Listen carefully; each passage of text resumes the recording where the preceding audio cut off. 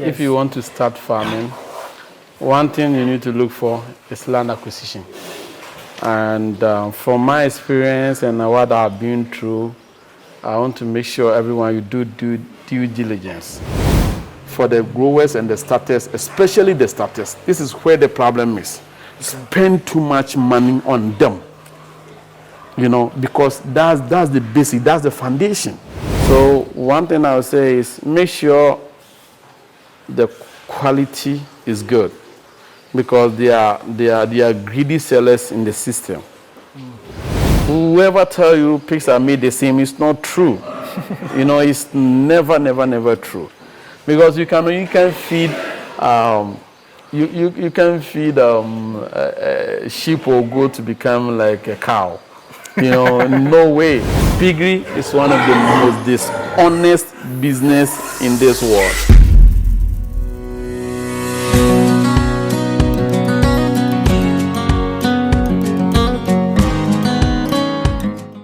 Welcome back to another exciting farming week in Ghana. This is the first time seeing me. I'm Charles, and on this channel talk about farming and agriculture here in Ghana.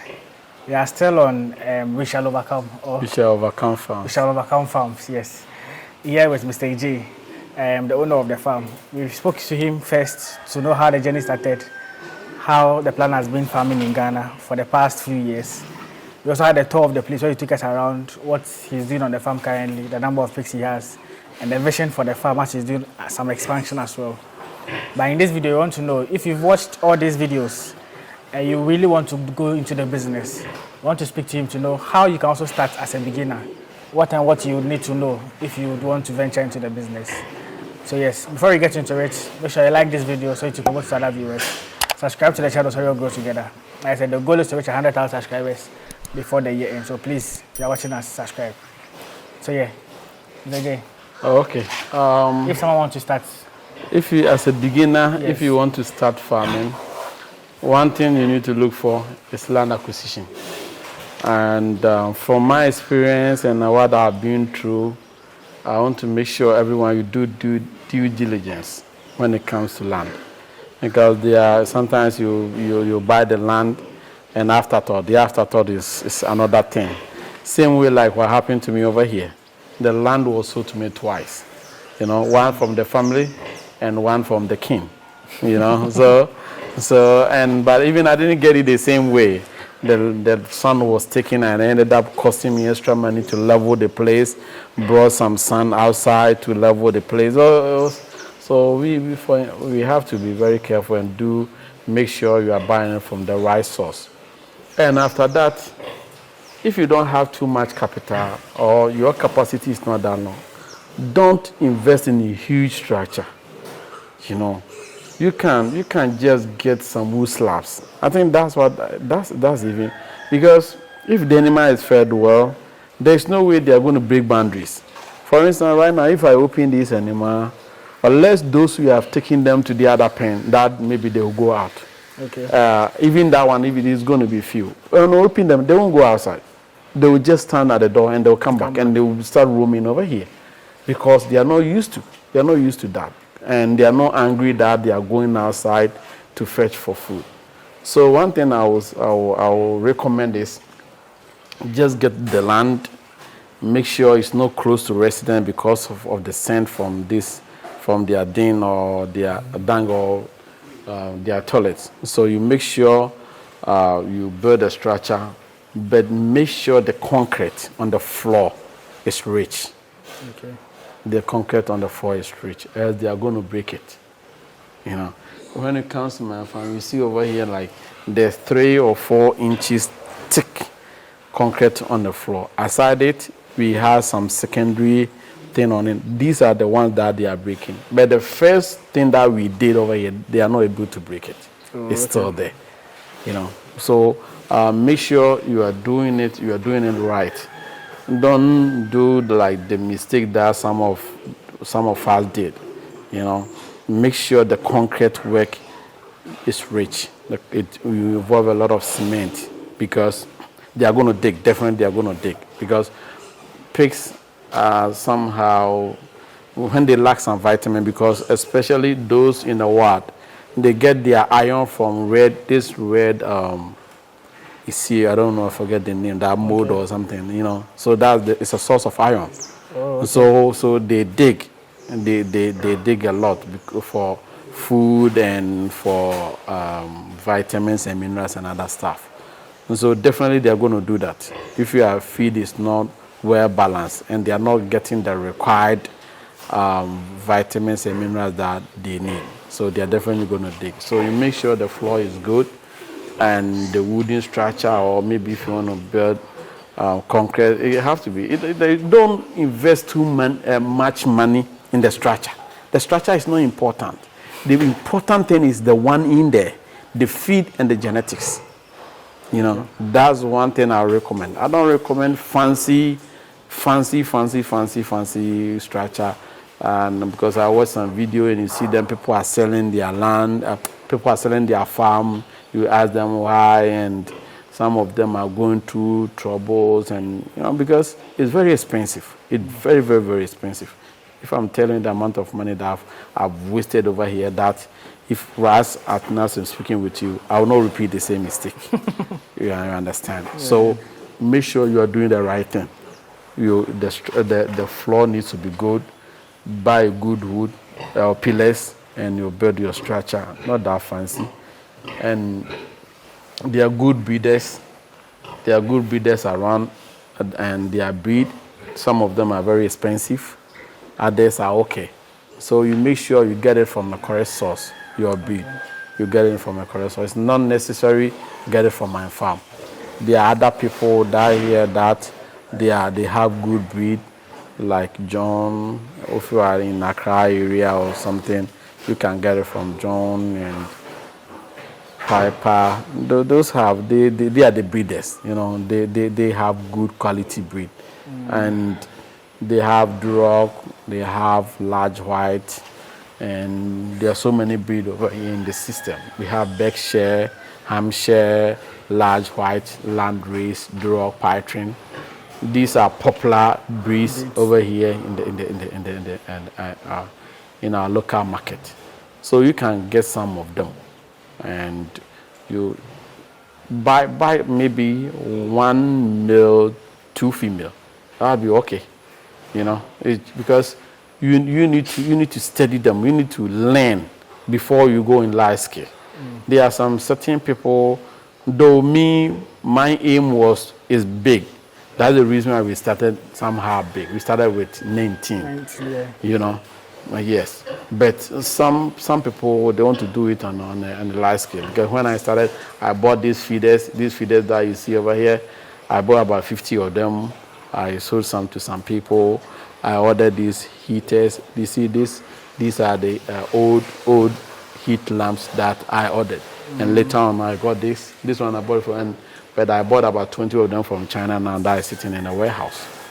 So all these drinkers over there, I order of them from China.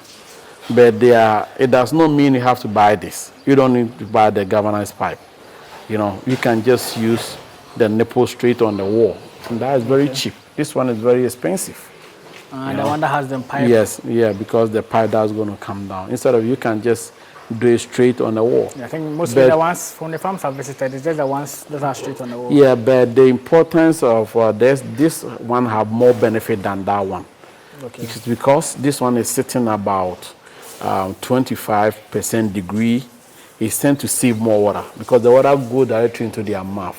Oh, you know, yeah, that's the importance of it. But because of how when they go here, the place was already plastered. We have to use nails, and this one is not wrong. When the water keep on, the place becomes soft, and then the drinker will come out. Okay. You know, will be broken. That's why you see some of them not here. Other places they are broken because once you loosen, then they will start touching it, trying to pull it off.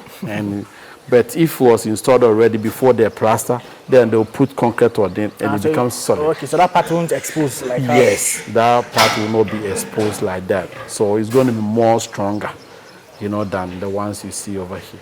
But to be honest, this one requires what? The nipple holder, the nipple itself, and this bend That's very expensive. You don't need this. You know, you do not need this. All that I have to do is just the holder and then the nipple. That's it. It's very cheap. So trying to do the nipple drinker, because pig requires more water than food. Oh, okay. Yes. So if you want them to grow, the reason why you see them big is I don't need to fetch water for them. They drink Whenever they need it, they will just go there, tap it, and it will come. When I have a 10,000 liter tank over here, and water, we make sure we fill it every day. So there's water 24/7 for them. And we wash their pen too. We give them food. So make sure you install you invest in nipple drinkers. Don't use these tanks whereby they will feel hot and they will go and light them, poo inside, and later on when they are tasty and there's no source of water, they will go and drink it again. So don't do that, because this one, you can just get this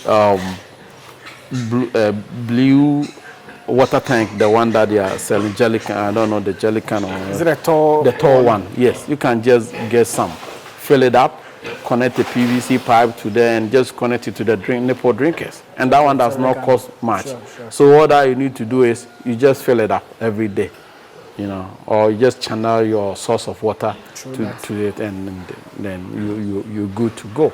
So whenever they need water, they'll just go there, just drink it, and that one will make things so easy for you. So you can just build your wooden structure, mix and place concrete, and the rest wooden structure, and just install your nipple drinkers over there. And secondly, there are some places and there are some people that you can stock from. I'm not here to do advertising for it. That's my disclaimer, but truth is truth. I keep on saying it all the time. Truth is truth. There are some certain people that they have good breed. You know, they have good breed, and they are breeders. They have been in the system for a longer time. John Ajari Atta and Sawam and Jima and other people and Piper Pretty, but they are very expensive. Around you bought the small ones for the $350. Yeah, the $350. $350. The Durocs are sold for $500. Oh, okay. Yeah, you sell Duroc for $500. For the piglets. Yeah, for the piglets, $500 for Duroc. Pie train is $500, and large white Duroc are $250. Wow. Yes, and other crossbreed, the crossbreed are, some of them are $300, some of them are $350. You know, so, but one thing is, it's worth it. You think like it's very expensive, but if you compare the growth that you're going to get compared to this garbage that people are selling over here for 500, 600, yes, they are not the same. Whoever tell you pigs are made the same, it's not true. You know, it's never true, because you can feed. You can feed a sheep or goat to become like a cow. You know, no way. But there are some of them that they are made like that. You know, so whenever they get good feed, they are going to get to that point that you are looking for. Yeah. Because I have so many experience over here myself, not somebody telling me.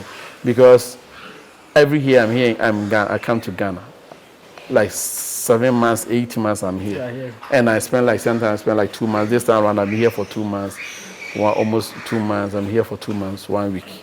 And I'll be leaving next 2 weeks. You know, and I'll be coming like in the next 8 or 9 months. I'll be coming back. So I witnessed it myself. I have a breed, though they are the same genetics from one farm. That was the mothers. And I have different semen. One from this person that I picked from, and one I bought this semen from another farm, and I compared their growth.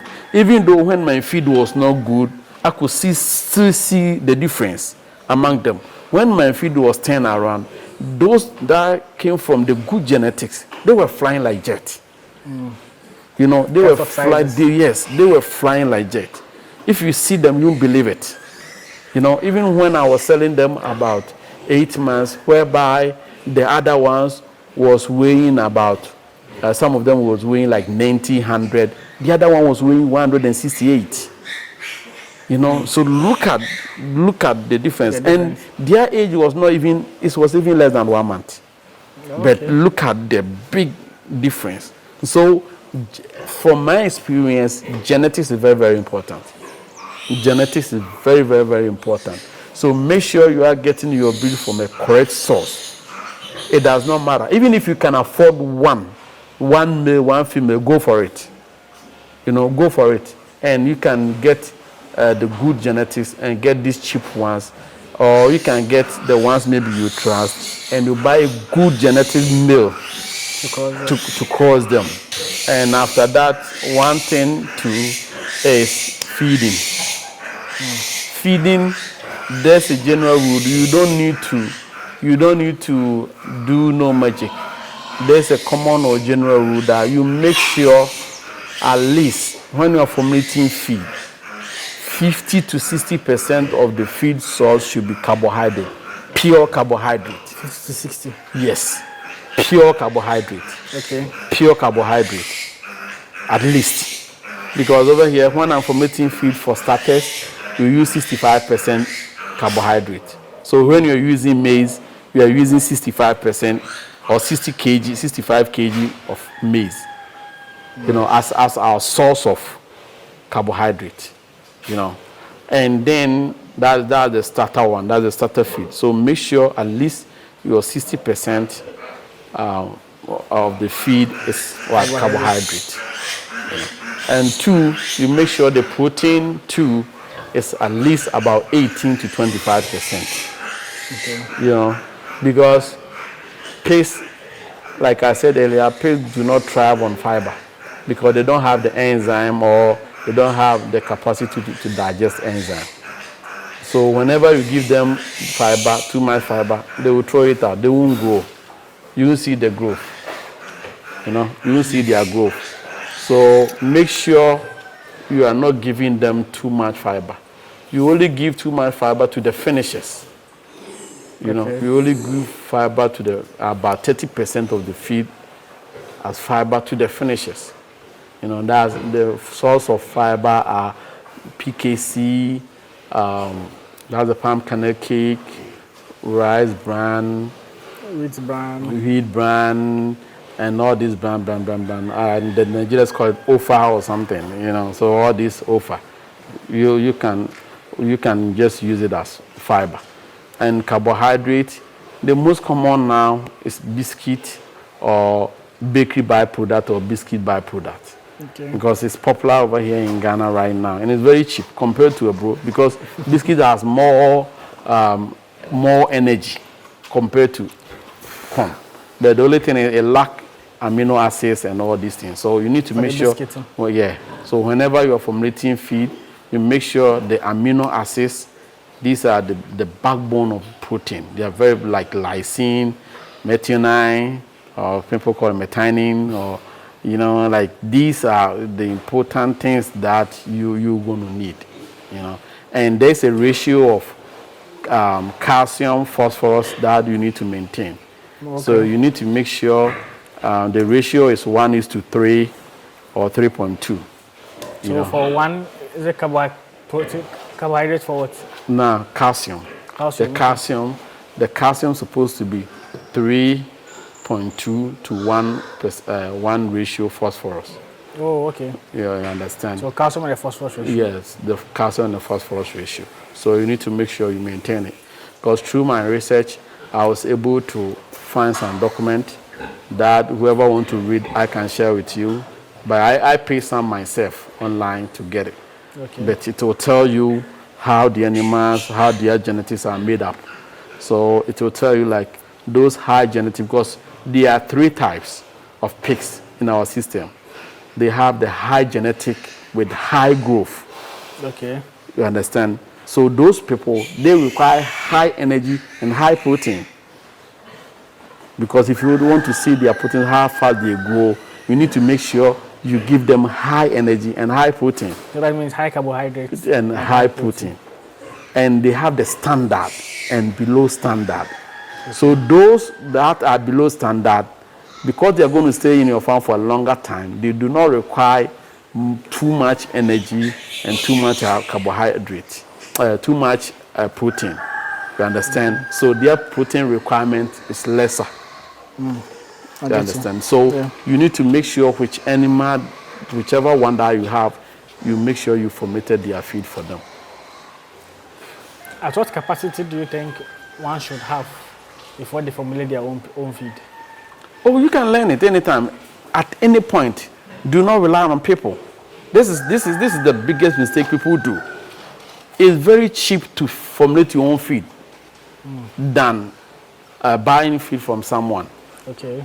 Because it happens to me, and it did not take that much longer before I was able to turn around. Because it happened to about my first batch was maybe 4 months. Let's say 4 months, 4 or 5 months. Then I was able to turn around. Oh, okay. You know, because my pig was not growing. At 3 months, 3-4 months, I have pigs that were weighing like 15, 17 kg. You know, it was not like I was doing something wrong, but the source of my feed was not good. Source of my feed was not good because the maize that I got was not well dry, so the maize was spoiled. My source of carbohydrate was not that okay. Though I have some of them that were bad, and I have some of them that weren't good. So I was mixing them together. 2. And my first biscuit that I got, somebody sent it to me, was not so good. Yeah, it was a biscuit that has been imported from India also, and was sitting in a warehouse at Tema. Then later on they sold it to me. The biscuit were I think imported or made in 2016 or so. Oh. Yeah, and this was like let's say 1.5 years ago. Oh. And the biscuit has expired, I think 2018 or 20 something. So the biscuit has expired for over 5 years, 6 years. Wow. But when it came, it didn't smell different. Yeah, it smells bad. It smells bad because when you open it, you see flies all over. But at that time, I didn't know. So I was giving it to them. You know, I thought like that was okay. So one thing I would say is make sure the quality is good, because they are greedy sellers in the system. There are some of the sellers that they are very greedy. You understand? When they go to the factory, instead of them just taking the waste or the rejected ones, they'll pick out the garbage. The ones on the floor or the one they sweep and dump it in the garbage, they'll grab that one too and sell it.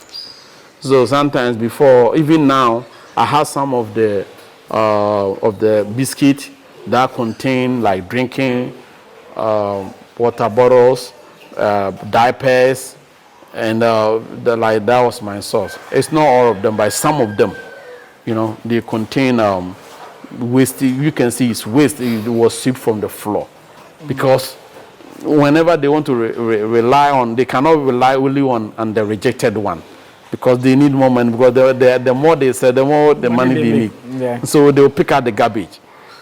I have wheat flour over there. That wheat flour is like garbage. Okay. Whenever you open it, it's like broken part, and this thing has been destroying my machine. Oh. Yeah, because anytime now that I get a sieve, so whenever you are using wheat flour, you pour it on it and you take out the waste.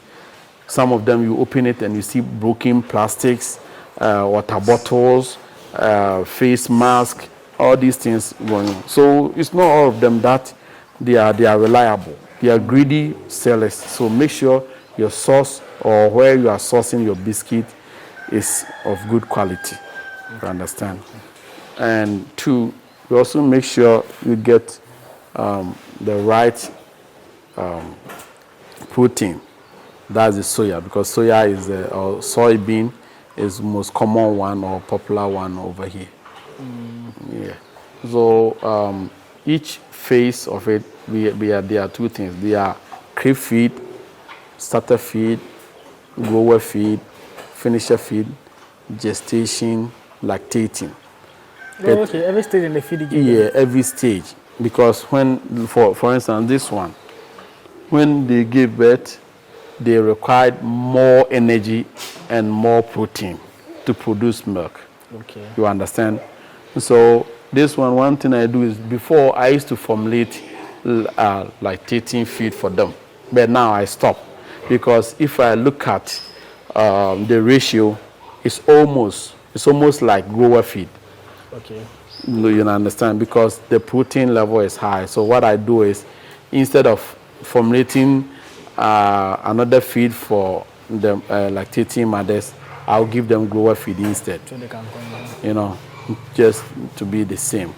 But let's cut it short. But the grower feed, what and what do they contain to get the grower feed? Okay, the grower feed too, like as I said earlier on, there's a general rule that you make sure your source of protein, your ingredient meets some standard, and the standard is, make sure all stages the carbohydrate source should not be less than 50%. Oh, okay.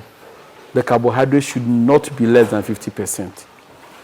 Make sure you keep your carbohydrate, that pure carbohydrate, at 50%. So for instance, over here at my farm, we have a grower feed.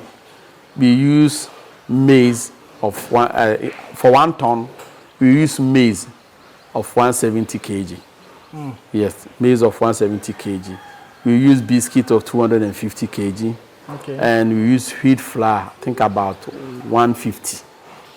You understand? So 250 plus 150 is 400. 400, yeah. And plus, so it's about plus 170 is 150, 570. So it's about 57%. Yeah. As my source of what? As my source of carbohydrate for them. Then I'll use 20%. That's 15%. 15% or 150 bars of soybean. You understand? Okay. So I use 3 bars of soybean, and then I will add DDGS, which is 4 bars, which is a source of protein, because the protein is over 20%, so it's considered as low fiber stroke protein. So I use 10% of 10%, which is 100 bars of DDGS, and I'll use PKC 100 kg. Okay. And so that's for the grower, and I'll use maize bran, because the maize bran that I have is almost like a maize. You know, it's just only few chaff, because where I get the source that I get my maize bran, only the top is only the bran. It's just the skin. But I get into the under, it's full of maize. It's little. Sometimes it's all full of maize. Oh, okay. So that's what I do. So I use 25%. Use 25% as fiber. You understand? That's the maize bran, 50 kg, that's 5%. The DDGS, 100 kg, which is 10%. Yeah. The PKC, which is 10%, which is 100 kg. So when you add my fiber is 25%. Yeah. You know, I don't go beyond 25%. Even before, I was doing lesser than 25%. Okay. But I'm doing it 25%. That's for the growers. And I'm using 57% as my source of energy. Understand? Which is, the crude protein is about 16 point something percent. You know. And you make sure, the most important thing is you make sure you are adding your premix, because the premix, like the broiler premix, is your source of vitamins and minerals. You understand? So you make sure you get that. Make sure you can buy them separate, or you can buy them combined. They are, when you go to Maridaf and others, or Jubali, they have the broiler premix. You know, they have the broiler premix that contain vitamins and minerals. So you can buy them and you add it to your feed. Because the Maridaf one, I think, is 2.5 for a ton of feed. But sometimes I go extra, like maybe like 2.7% for a ton of feed.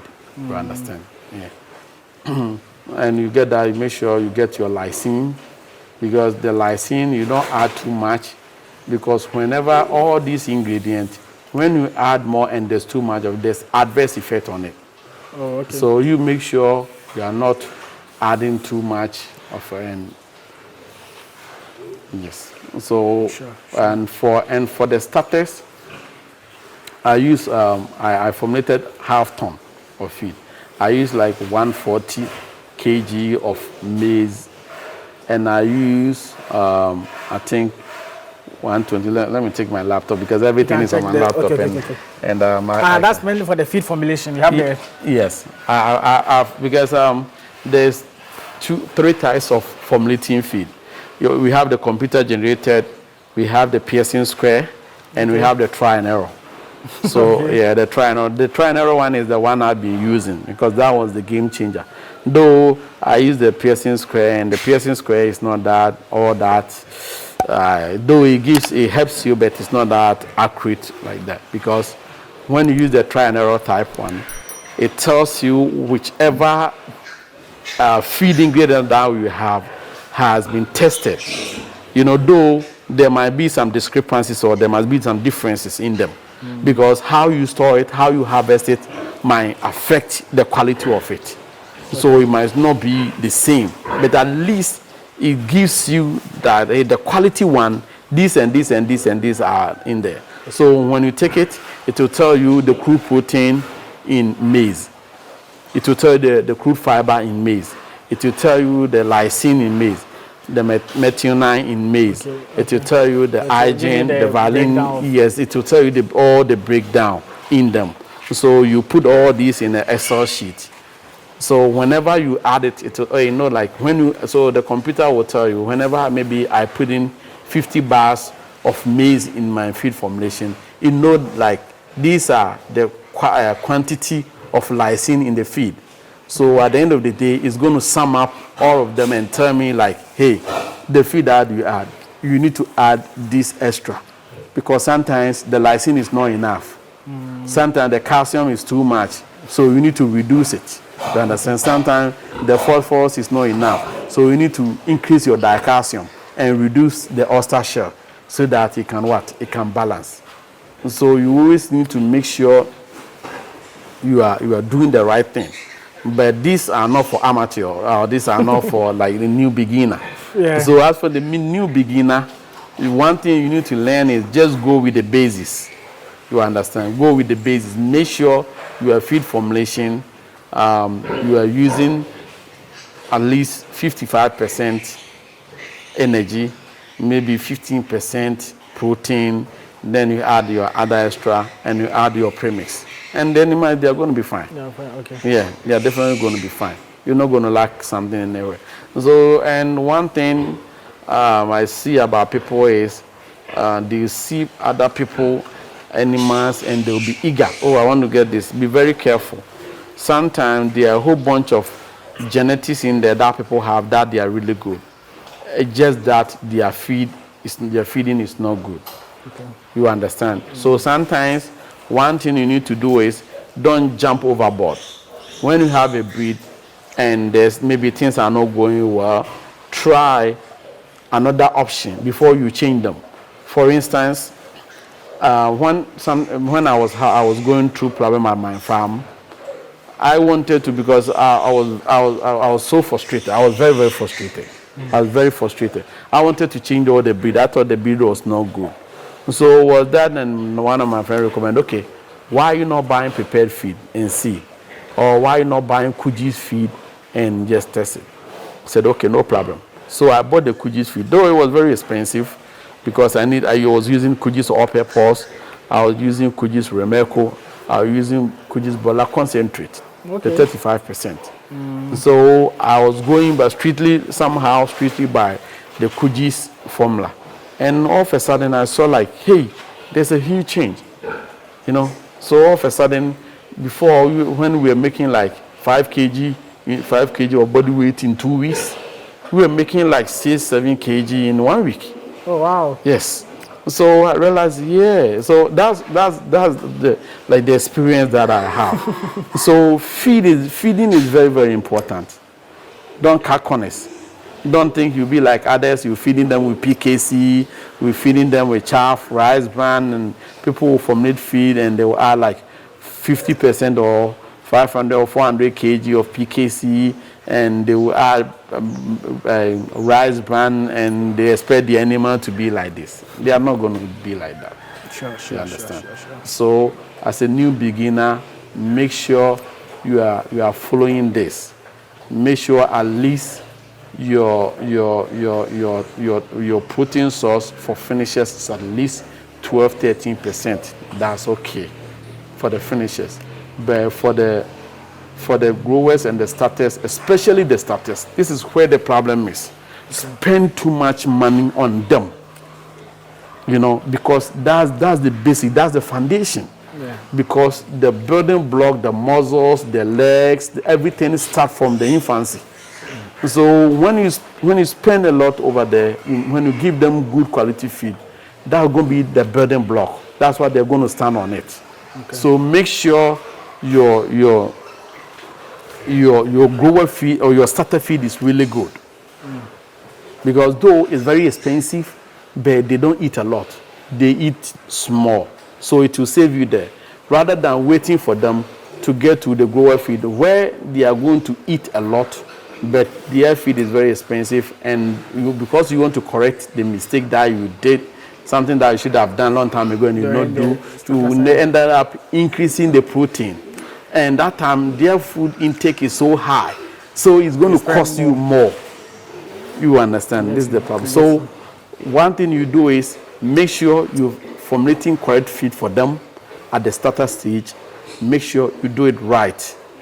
Increase the carbohydrate to 60% or 65%. Increase your source of protein to at least 18 to over 25%. Then use less fiber. And use your other ingredients, and they are going to grow well. So afterwards, you can reduce it whenever you see like everything is okay, because each stage, the more they grow, the lesser the requirements that they need. Okay. So because from starter stage, the protein requirement will come down to grower stage. From grower stage to finisher, it's going to come down. The one that need lesser protein is the gestation one, the pregnant ones. The pregnant ones, they don't require too much protein, maybe 10%. More carbohydrates. Huh? They need more carbohydrates. Yes, they need more fiber. Okay. And energy, because you don't want them to gain more weight. Okay. You don't want to gain more weight. If they are lean, like for instance, my last one over here, because I know like he's lean, so he has reduced a lot of weight. 14 piglets, with that was a lot, and he took care of all of them. Not a single one was casualty. So there was a whole bunch of stress, and so I'm giving her more feed just to recover. But one thing is, give them lesser feed, don't give them too much feed whenever you cross them, because when you cross them and there's more feed in there, the fetus cannot grow, or he cannot fertilize more eggs. Oh, okay. So the stomach need to be empty. So whenever you cross them, for the first 1 month, 2 months, don't give them a lot of feed. But for the last 1 month to time of their farrowing, you make sure you increase their feed. That's where the baby are going to get bigger. Because for instance, the one who just farrowed today, you can see a few of them are small. Yeah. Only one, I think one or two are small. Or if you look at them, all of them are equal size. Yeah, their size is okay. And some of them, when you hold them, you can see they are weighing about 1.5 kg. They're heavy. They are very heavy. Because whenever this is how I tell them, don't feed them a lot. Give them a lot of, at least 2 kg or 2.5 kg, depending on the size. Okay. So whenever they are ready, or it's almost to 1 month, then you give them, if they can eat like maybe 3 kg or 3.5 kg or 4 kg, just give it to them. Because I want the piglet to be big. Okay. And you reduce it 1 week to farrowing. Oh, okay. Yes. Make sure you reduce the feed intake. Don't give them too much feed. When they're about to give birth. Yes. 1 week or few days to farrowing. The reason why you are not supposed to do that is the birth canal and the colon lie on the same place. They lie on the same place. They lie on each other. So when you give the animal too much feed, there's going to be more dung or feces in the colon or the anus canal. So whenever the baby is passing through, the space is not enough. So you're going to have a problem whereby you're going to have stillbirth because they are going to stuck over there for long time, and some of them are going to die. Okay. You understand? And even if they don't die, some of them the vulva will fracture. Oh. Yes. I have one incident over here. You see, one of my animal that I call her antimatter. There was a reason. When you look at the vulva was broken because he was the first person, I think the third one to farrow that my farm, and that thing happened to her. Thanks to Mr. Subontin from Piper, and I call him. It was around night. They were farrowing around 9-10 o'clock, and I was here at the farm because the farrowing started around 5 when I saw the water was dripping. So I wanted to assist her in and the blood was the vulva was fractured, and there was blood all over. She was bleeding profusely because the vulva was fractured, and I didn't know anything. I called. I said, "Do you have vitamin K?" I said, "I don't have anything." He said, "Okay, go and get a champon." Champon leaves. Yeah, champon leaves. So I got the champon leaves. Over here, I put it in the bucket, and I squeeze it. I squeeze the water, and I put it on it. Press it. For almost 2 hours, there was blood all over. Oh. Yes, there was blood all over. And luckily, I was able to save her. You know, and after that, even that one was not even easy. After that, the vulva was swallowed. It started smelling bad, and, you know, I have to treat it. I have to put in this oxytetracycline spray on it, cleaning it, wiping it. Then the vulva was, some part was cut off. Oh, yes. Okay. When I got out, I'm just going to show you, and I'm going to tell her around for you to see the vulva. There was a damage to the vulva, you know. So one thing is, make sure you don't feed them a lot when their time is due. Or so if I got you, when you cross them during that after crossing, don't feed them too much. Yes. Reduce the feed a bit. Yes. And 1 week to the time that's what comes to give birth to, don't give them too much feed as yes, well. after So maybe after 2 months, because don't forget it's 3 3 months, 3 weeks, 3 days. Okay. So when she is about like maybe 2 months plus to 3 months, you can increase the feed. Okay. You know, you can increase the feed because you want the piglet to be bigger. You know, so increase the feed, increase their intake. Okay. If you can give them 3 kg or 3.5 kg or 4 kg, provided you want to eat it, you have the capacity to just give it to her. But make sure you reduce it. Make sure you reduce it few days or a week to farrowing. Okay. Because else you can lose some piglet or you can lose the mother.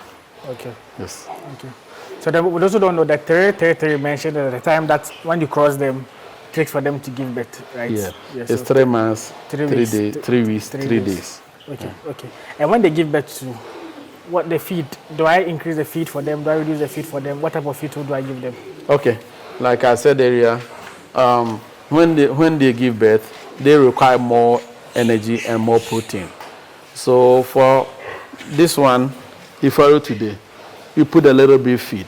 Because the reason why you put a little bit feed is it does not even have appetite to eat. Because the pain he has been through, you know, he doesn't have that appetite. But what you want to do is drinking water. You'll be drinking water all day. That's what they do. Some of them will eat, but they cannot eat much, little. And so for their first few days, don't give them too much money. Monitor them and make sure they are eating. When they are eating, then you keep on increasing their feed. Yeah, so keep on increasing their feed. When you see them, they are eating. So let's say, you put 1 kg. The next 2 days, you consume all the 1 kg. Then you add maybe 1.5, you consume all of them. Then you increase it to 2, or maybe you give the animal. Because over here, what we do is, whenever he farrowed, the mother required 3 kg of feed. Okay. You know, And each additional piglet, we're going to give the mother after 4 days or 5 days or 1 week. You're going to give the mother 0.5 kg or 500 grams, or 500 grams of feed on top of hay feed of their 3 kg. So, for instance, this one for 13. Okay, so 13, you multiply 13 by 0.5. Then we add that one to the 3 kg. So this one is not going to lose weight. I don't have a problem. It's not going to lose weight. And whenever I win it. 5 days, 1 week is going to return on heat. You win after 1 month. And I win of them after 1 month. But the only problem with over here is the diarrhea. So make sure there's no broken floor, and whereby you're going to have water or stain or stain there, or maybe make sure the floor is dry. Make sure the floor is dry so that when they give birth, so it's for the kids to come. Yes, it's for the kids, because whenever they see something right now for these ones, they are going to start drinking it, and that one is also going to contribute to diarrhea and a whole bunch of infections. So make sure the floor is well dry and there's no broken part or something. So that's what you have to do. Okay, then in terms of medication, do you give them medication? No, I don't give them medication.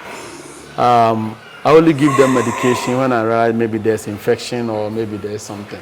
What I do is, after 3 days, I administer them iron.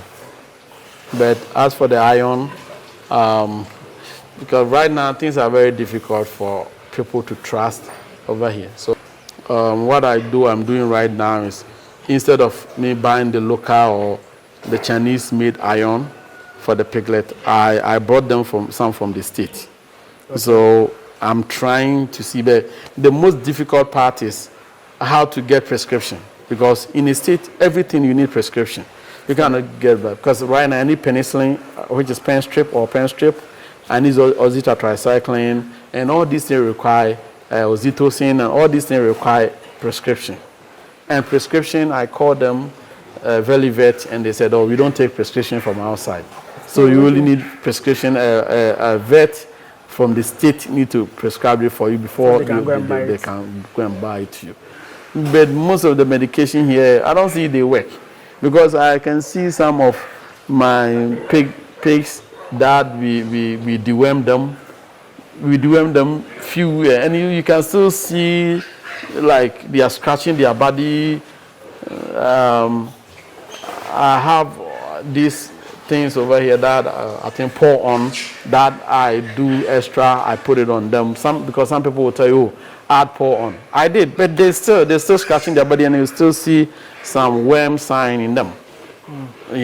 Some of them we have dewormed them, but the thing is still there. But some of the medication, they are not potent. They are not that good, to be honest. So that's also my concern. So if I can find someone who can give me a prescription, I sleep in the state, then you are welcome. So I can buy I can buy some of the medication myself, and I don't need to rely on so I don't need to rely on this bootleg or second-hand medication in the system. Some of them they are not working. Okay. Some of them they are not working. So those who want to go into the business want to know whether pig farming is profitable. In your experience, what do you think? Is it profitable? To my experience, like I said earlier, it's profitable if you do the right thing. If you do the right thing. Because if you don't do the right thing, the result is going to be bizarre. You're not going to get what you want. Okay. You understand? So if you want to get the right thing, just do the right thing. Feed them well. Make sure your management is good. You maintain everything. You have a good breed, and you're good.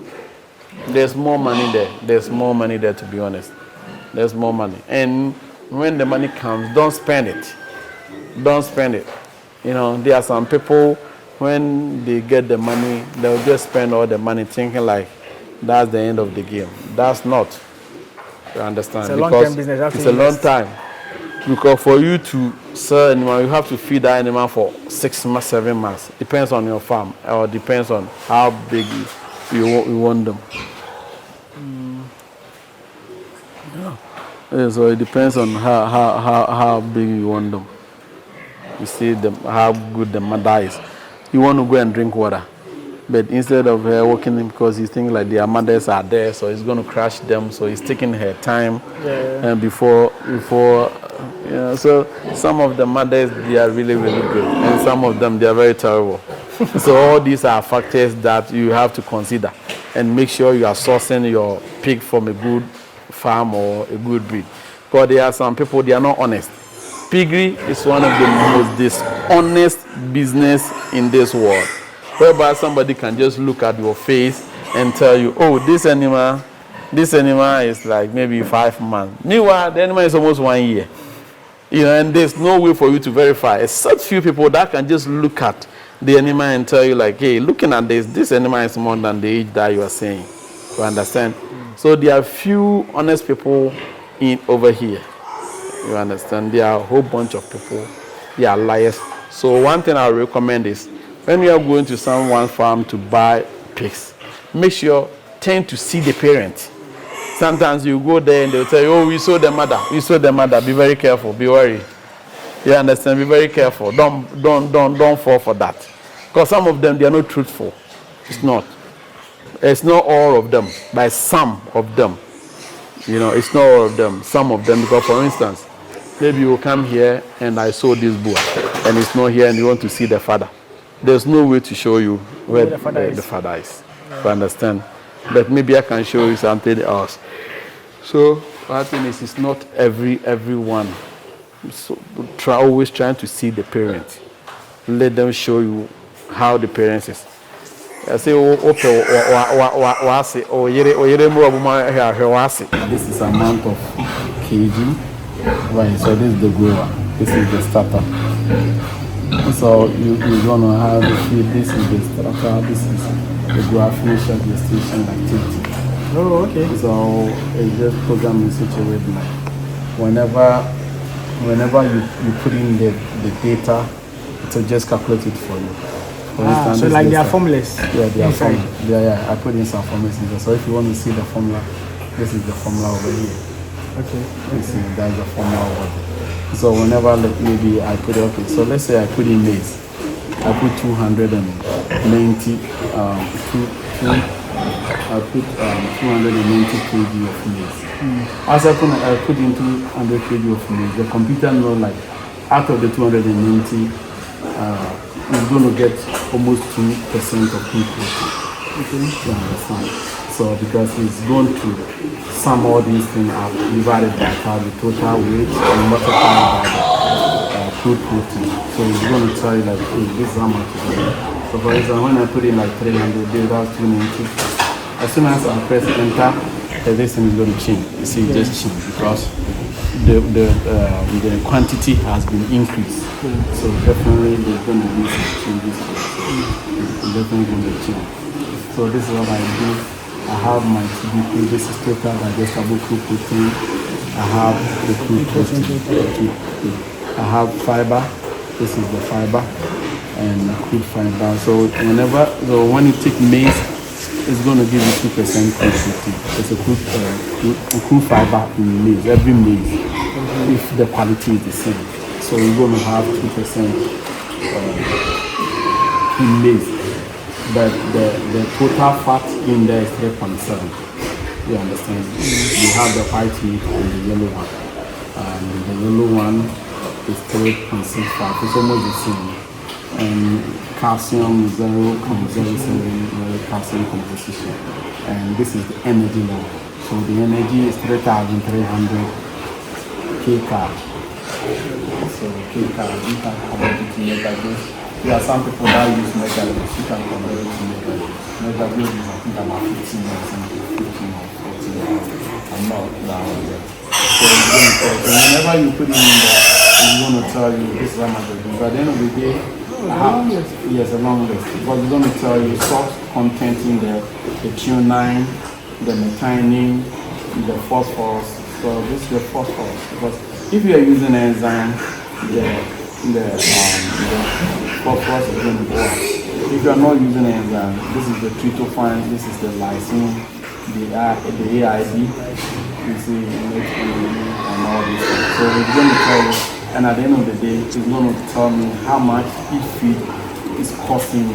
So at the end of the day, whenever I formulated a feed, it's going to tell me this is how much it's going to cost me to formulate a feed. And at the end of the day, you're going to see like, hey, this is the energy level that I'm looking for. If the energy level does not meet it, meaning you need to add more carbohydrates and reduce the fat. And this is how you check to know like if the feed that you are using. This is a Brazilian table for poultry and swine. So this is the table, and these are the ones you need to know if you are doing the right thing or you're not doing the right thing. As you can see, it's telling the nutritional requirement of high genetic potential barrow. Barrow means a castrated male, you know, so with high performance. So if it requires high performance, that means we need more level of what? Energy and protein to grow, you know. So you can see the protein that is required is what? 19.24. But when they are on grower stage, they require what? 18.25. On that same grower, because they always tend to have two stages. So when they are about 30 to 50 kg, they require 18. When they are 50 to 70 kg, they require 17. When they are finisher stage, they require 15 to 30. So the more they grow, the lower their protein requirement. So all that you do is you look for which one you fall in. If always I tend to use standard to formulate my feed because I don't know the genetics except and I don't formulate feed for specific animal. I formulated for that batch. So I don't know all of them. What I do is I use standard. To understand. I use the standard. I don't use so the standard you're going to need 18% protein for the starter. You're going to need 16.8%. And you require 13 to 12% protein the finishes. So for you to know if you're doing the right thing, these are some of the things that you look at.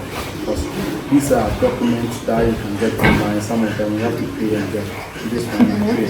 Yeah, this one for the PDF. Yeah, for the PDF. This one I pay to get. But because I needed it. You know, understand? Because that $10-20 is nothing. The information that I'm going to get it from you is more than the $15, whatever that I'm doing. You can see the results of the animal, the sizes they are. Yes. So this one also tells you they used to obtain the nutrition that calculate the amount of food that is available. But it's telling you the method used to obtain the nutrition that calculate the amount of food. Lysine, some of them are going to tell you the performance method used to obtain the nutrition that calculate the amount of the lysine, like the vegetable lysine so it's 1 page document. Yes, 1 page document. That's crazy. And even that one, you also have other ones. I also have this. Each one is different. This one is a list from Nigeria. Yeah, from Nigeria. This one I haven't seen Ghana one though. I'm here to find out if Ghana even have it. I don't know. But this one is and this one is two. Yes, I think this one is Philippines. This one is over here from Philippines. This one is from 1996. But there's a review on it that was done in 2012. I have that one. But this one is older one. I think this one is 1980 to 1986.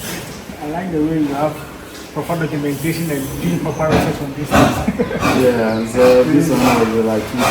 So this one was 1987 or revised in 2000. But I have another one that was revised in 2012. You know, and some of them was corrected and others. So I have some of them, and these ones will tell you. So let's say I have one. This is the milk feed flour. So this one is going to tell you the dry matter, the crude protein, the crude fiber. The extra is the fat in there. So it's going to tell you acid soluble, and it's going to tell you all these things, but you don't need this. All that you need is the crude protein and the crude fiber. and these are the things that you need. So when you come here, you go on, or the second one is going to need this, the mega. So if you're giving maize, this is digestible, but you don't need it. And if you metabolize energy, it is the energy. So if I'm giving it to the grower, it's going to only get 11.9. But if I'm giving it to if I'm giving it to a sow who is already like this, they are going to get more 13.2, out of it. So these things tells you if the feed that you are giving it to, the benefit that is coming to them. Because no one is going to tell you this. Nobody's going to tell you.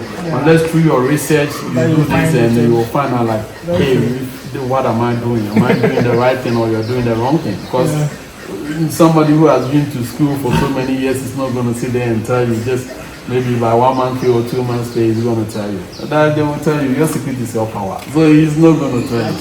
Exactly how to pay for the information. So sometimes, provided you can read and write, don't sit there and let somebody fool you or let somebody tell you about.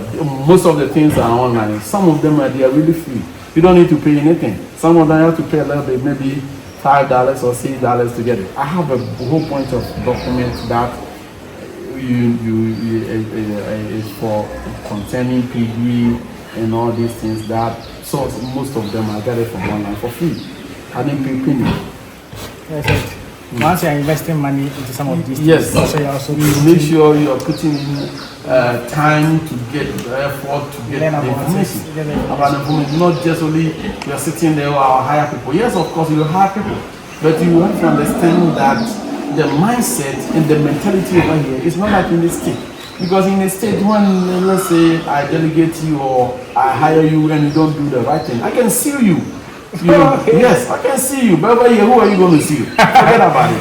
There was this guy that took my money. He did not complete the work. I sent this guy to court, and these people were asking me to pay money before they will start the whole process. Are you kidding me? So I said, forget it. Let that guy keep the money. Oh, God. I said, forget it. I'm not paying you. I'm not giving you that. The mindset over here is quite different from the one very soon you get there or things will turn around. So you yourself, you also need to get knowledge. Get knowledge yourself. Don't rely on what people are telling you, because some of the information that people are telling you, they are bogus. They are not giving you the real information. There are a few of them that are really good. They don't care sharing information with you or giving you this also one of them. Second edition. So when you get it, it's going to tell you how all these, some of the things that you need to formulate. So it's very good you seek knowledge. You have to be someone who is reading a lot. This is something that a lot of people don't want. They don't want to, You understand? Because it's very tedious. Yeah. It's very, very, very tedious. That's, hey, I'm investing my lifetime saving. I don't want to sit down for somebody just to say all sort of things that will maybe sweeten my ears. No. I just want to see if whatever that the person is telling me is the right thing or is telling me the different thing. But it's not giving me advantage or some information that is not. Thanks very much.